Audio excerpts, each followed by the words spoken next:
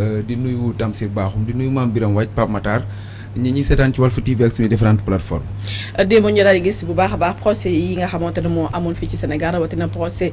kii di Ahmed Aïdara fële ci Guédiawaye aussi bu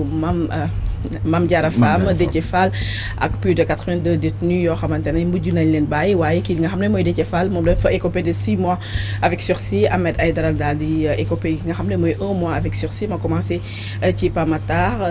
procès des opposants yi di malgré seen incarcération est-ce que tu t'attendais à ces verdicts? waaw démb lu ñu gis man dama jàpp ni nekkul justice mais injustice la te lu ñu gis effectivement yaakaar naa ni képp ki nga xamante ni nekk nga citoyen sénégalais war nga mën a tiit parce que bu ñu demee ba reconnaître coupable Ahmed Aïdara reconnaître coupable ki nga xamante ni mooy Déthié Fall ni dañu bokk ci manifestation boo xamante ni dañ ko interdire question bi ñuy njëkk laaj mooy manifestation bi lan la bu ñu la nuyee tey jii rassemblement c'est-à-dire particularité rassemblement mooy foog mu am ci benn lieu bien déterminé rassemblement mi ngi doon amee fii ñuy wax place de la nation nekk place de l'obélisque rassemblement boobu buñ la fa fekkoon ci lieu boobu sax ça ne veut pas dire que da nga participer ci manifestation bu nekkee yow waxoo ni da ngay participer ci manifestation parce que aussi constitution ba tey daf may permettre man Pape Makhtar Diallo mu mën a dem fu ma neex ci Sénégal établir fu ma neex ci Sénégal comment se fait-il nit ki ñu fekk ko ci bundu siège parti mii Déthié Fall wala ñu fekk la ci sa koñu mairie bi nga nekk mii Ahmed Aïdara ñu jëlee la foofu yóbbu la wala Mame Diarra Fam mu ñu fekk si bundu kër Barthélémy Dias jëlee leen foofu yóbbu leen ni dañuy participer ci manifestation boo xamante ne amul et beneen bi li ci gën a doy waar ñi ngi wax ñi nga xamante ne ñoom ñoo ci gën a siiw mais ñi nga xamante ne dañ leen jàppe woon ñi tuddee ay co-détenus wala co-prévenus yi ñu jotoon jàpp ci manifestation boobu mais ñooñu am nañ ñu si ni ci taxi nañ leen fekk c'est-à-dire manifestation Mame Birame xam na ko Tamsir xam na ko parce que ñoom ñëpp yàgg dañuy organiser manifestation yàgg dañuy xeex bu amee policiers du jàpp mukk ñu doon xeex ñoo xamante ne seen yoon newu ci doon dox doon ñibbi seen kër ñooñu dañuy jàpp parce que heure u jàpp bi du yem ak heure bi nga xamante ni dañuy réprimer bu ñuy manifester ñoom policiers yi dañuy fexe di sànni ay lacrymogènes ñee di sànni ay xeer bu ñu demee ba sonn ba 18h jot wala 19h nga xamante ne manifestants yi jaar nañ seen yoon ba dem seen yoon si jamono yooyu dañuy fekk benn Pape Makhtar Diallo bu doon taxawaalu noonu yoree ay saag nekk marchand ambulant wala élève bi doogay wàcc ñu jël ko yóbbu ko ci li nga xamante ne mooy ci cas bi parce que il faut que ñu jéem a justifier que ni manifestation bi interdire nañ ko te après interdiction bi am na ñoo xamante ne respecté wuñu interdiction jàpp nañ leen te ñii la ça veut dire que il faut que man ñu xoolaat ci ban réew nañu nekk parce que bu ñu ñëwee Sénégal état de droit la tey jii li xew démb dafay wane le contraire parce que état de droit mooy état boo xamante ne l'état lui-même est soumis au respect du droit mais bu ñu demee nag ba tey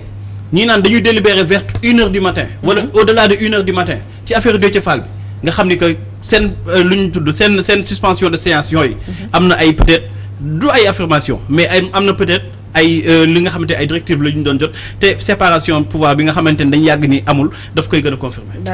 alors Mame Birame dafa mel ni su ma déggee li nga xam ne mooy résumé Mame Birame plutôt Pape Makhtar Diallo dafa mel ni il n'est pas du tout d'accord ñi nga xam ne dañuy magnifier ces libérations. dañuy magnifier libération Déthié Fall ak Ahmed Aïdara. doo xam nga léegi rek Moustapha ngi koy wax xam nga ñoo waruloon a jàpp moom boo leen jàppee noo leen munti bàyyee tàcc waru ci mën a am parce que jàpp bi moo waruloon am. ba libération di si am man procès yi maa ngi ko tuddee procès de la honte parce que ñu jàpp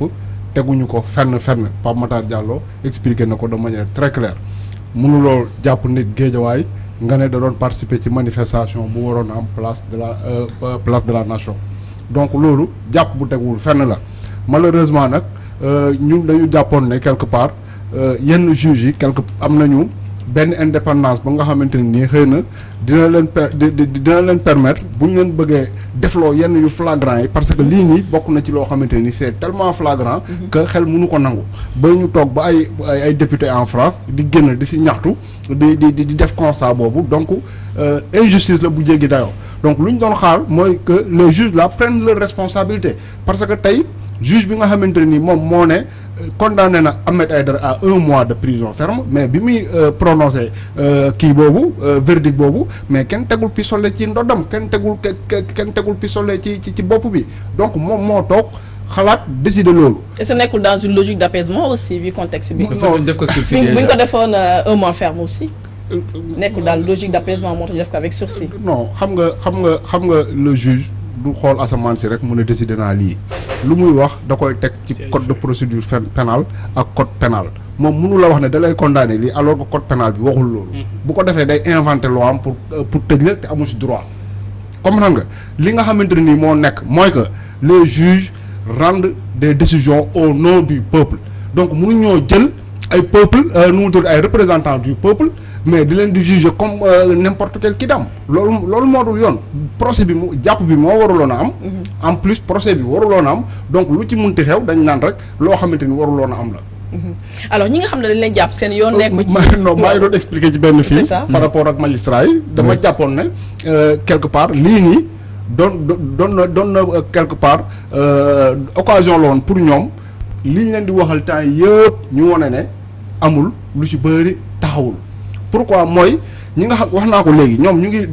rendre la justice au nom du peuple ñu présenter leen des députés ñoo xamante ne nii ay représentants du peuple la te ni ñu leen jàppee ba indi leen foofu teguwul ci yoon donc pour man occasion la woon véritablement pour ñu wane ne li ñu leen di waxal amul ñu non seulement procès bi du ñu ko enrôler ba di ko juger mais bu ñu demee ba def loolu yëpp mais ñu prononcer verdict boo xamante ne nii day wane ne ñii dañ leen a jàppoon ci ay caaxaan comme ni ñu ko defee au 88 autres jeunes yi nga xamante dañ leen a jàppandoo woon ak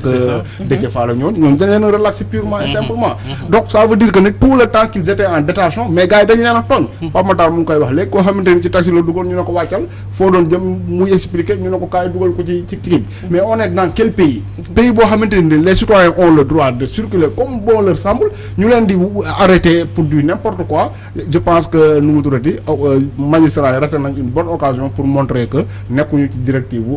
exécutif bi te le plus grave dans ça xam nga bu procès amee souvent li tax nit ñi di bàyyi xel ci procureur bi réquisitoire am parce que le procureur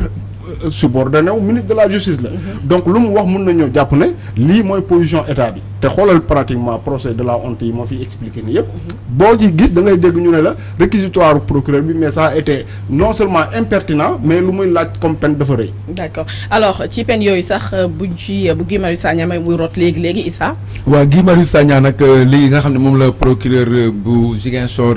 sàkku moo ñu tëj ko ñaari atu kaso yoo xam ne juróom benn weer lay tëdd waaye itam mu fay ci ndàmpaay lu tollook ñaar fukki junni ci ay koppar yoo xam ne moom la war a fay daanaka rek day xaw a topp sax réquisitoire u démb yi parce que démb 1 an ak 6 mois ferme yooyu la lañ doon requérir tey nag ñu sàkku 2 ans yoo xam ne moom la ñuy sàkku ñu tëj ko Guy Marius Sagna mi nga xam ne sax mi ngi ci ay liberté provisoire yu bare bari yoo xam ne déjà jot na ko tegale ndax daanaka liñ ko jot a jàpp libéré waat ko ci liberté provisoire bari na. alors monsieur Bakhoum li nga fi gis jamono yi yëpp ak li nga fi wax lépp ci mbirum procès yi des opposants et tout ba maa mbiram di ko woowee procès de la honte ban jàngat nga ci am est-ce que mën nañu wax ne instant yi Sénégal nul n'est à l'abri du jour au lendemain mën nañ la fekk sa kër tëñëx la yóbbu la kaso. jërëjëf soxna Khady damay njëkk nag gërëm waa Walfadjri ndaxte xam naa ne gis ngeen lettre